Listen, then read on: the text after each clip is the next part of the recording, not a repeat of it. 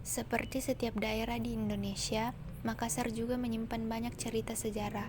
Hal ini diakibatkan oleh wilayah Makassar yang menjadi salah satu daerah kerajaan di Indonesia, yakni Goa Tallo.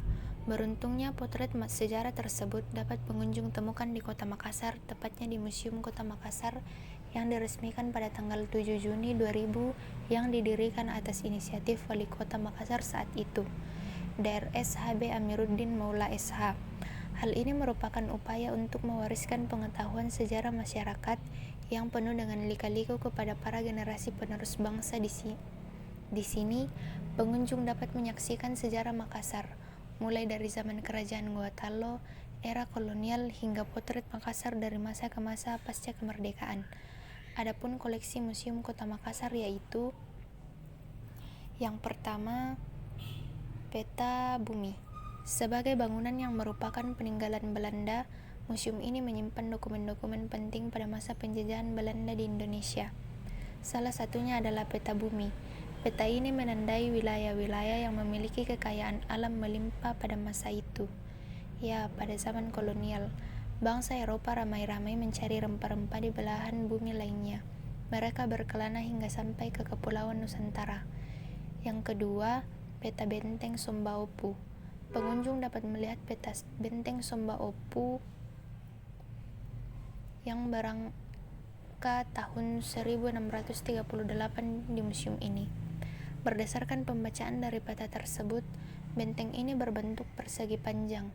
Benteng Somba Opu didirikan pada tahun 1525 sebagai wujud perlawanan kerajaan Goa terhadap Belanda. Yang ketiga, dokumen perjanjian Bungaya. Adapun koleksi bersejarah yang sangat penting bagi masyarakat Makassar, yakni dokumen perjanjian Bungaya. Perjanjian ini dilakukan pada tanggal 18 November 1667 di Desa Bungaya. Bagi yang belum tahu, perjanjian Bungaya adalah perjanjian damai antara kerajaan Goa Tallo yang dipimpin Sultan Hasanuddin saat itu dan VOC Belanda. Meskipun disebut perjanjian damai, VOC sangat diuntungkan, tapi kerajaan Goa Tallo sangat dirugikan dalam hal ini. Oleh karena itu, di bawah komando Sultan Hasanuddin, masyarakat memberikan perlawanan sengit pada Belanda. Yang keempat, foto pelayaran rakyat Makassar. Banyak rakyat Makassar yang jago melaut. Hal ini dibuktikan dengan keahlian mereka mengarungi lautan yang berbahaya ke Australia Utara. Di sana, mereka menemukan dan memanen teripang dari bulan Desember hingga Maret. Selama proses panen tersebut, pelaut Makassar berkelana dengan masyarakat asli Australia, yakni suku aborigin. Kegiatan melaut mencari teripang ini berlangsung dari tahun 1881 hingga 1907. Hal ini pun membuat mereka melangsungkan diplomasi teripang yang menjadi salah satu bagian dari sejarah benua Australia. Yang kelima, relief potret Ratu Helmina dan Juliana.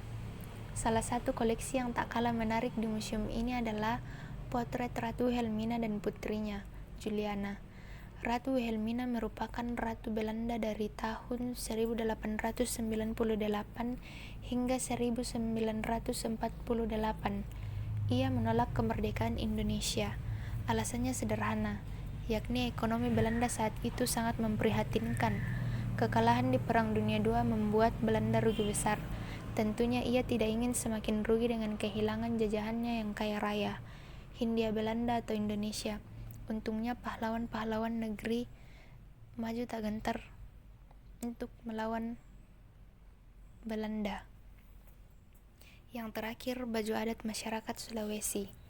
Baju adat masyarakat Sulawesi banyak jenisnya, karena di Sulawesi terdapat banyak suku dan ras. Salah satunya adalah suku Toraja, yang memiliki baju tradisional yaitu baju sepatalung, merupakan baju adat yang biasa digunakan oleh suku Toraja di Sulawesi Selatan.